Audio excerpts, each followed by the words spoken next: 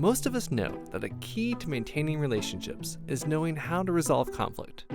And an abundance of research has shown that an apology is a powerful tool for reconciliation. But some disputes never get to the apology, which can leave relationships in limbo for years. In this particular project, I'm interested in mutual blame conflicts. So that's situations where there's not only one person who did something wrong, but both people, in some sense, are the offender, and both people are the victim. So why this is interesting is because now you have a situation where there's two possible apologies that could take place. And actually, mutual blame conflicts, we find, tend to be the most common types of conflicts that people recall from their lives. That's Chicago Booth's Shereen Chaudhry. She and her co-author ran 2 surveys in which they asked participants to recall an unresolved conflict from their life. In one study, 63% of participants cited a mutual blame conflict, whereas in the other, 93% of participants did. This suggests that two-sided conflicts are either a significant proportion of the conflicts we experience, or they at least linger in our minds more than any other. At that point, the researchers wanted to understand why these conflicts are so hard to resolve.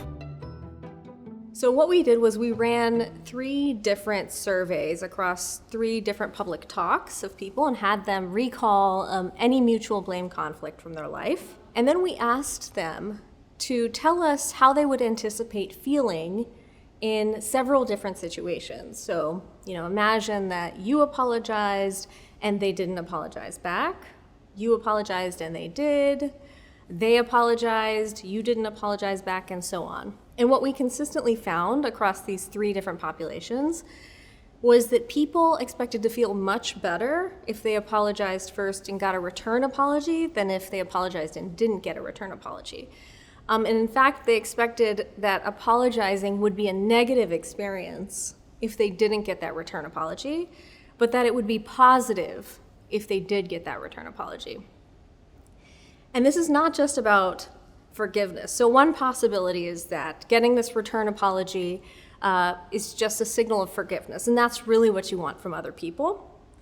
But we also ask people, how would you feel if you apologized and they forgave you? And people anticipated not feeling as positively as in the case where they get this return apology. So there's something special about the other person also taking blame in this mutual blame conflict that people really value. So, how does mutual blame conflict play out in an environment where you can't avoid the person? The researchers looked outside of interpersonal relationships to see how mutual blame conflict played out in the workplace. For a survey, the researchers created a story about a mutual blame conflict at work. An employee was assigned to work with a colleague on a project, and the person had to generate an analysis in the report. Then, the colleague was assigned to check the report for errors, finalize it, and send it off. And in the end, there was an error in the report. Now, whose fault is that? It turns out that people, when we run an experiment on this and ask people about whose fault it is, most people think it's mutual blame. So how do these 2 work colleagues navigate this situation? Neither one will want to take the full blame, and blaming the other person could ruin a relationship with somebody that you might have to have an ongoing relationship with. I mean, if you think about it, the cost of an apology is seemingly the same whether you get a return apology or not.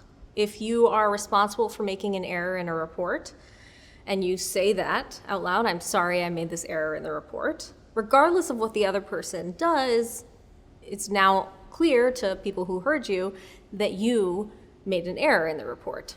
But in this project, we propose people also care about relative blame judgments. So that is how responsible you are for a conflict relative to the other person or people involved. So to be clear about what relative blame means, let's go back to the workplace example. Your supervisor is furious and you're having a meeting with the 3 of you. Now imagine the supervisor has no idea who was responsible for what part, like how you divided the work. So if you were to say to your colleague, hey, I'm sorry that I made the error in the report, and they don't apologize back, they say like, hey, it's okay, don't worry about it, the supervisor is going to assume you were the only one responsible for that. This is a case of unilateral blame. But if your colleague were to respond and say, oh no, I'm sorry, I didn't catch the error, as I said that I would try to do, now the supervisor knows that at least it's not unilateral blame, that it's a case of mutual blame. And this feels better than ending up as the only person to blame.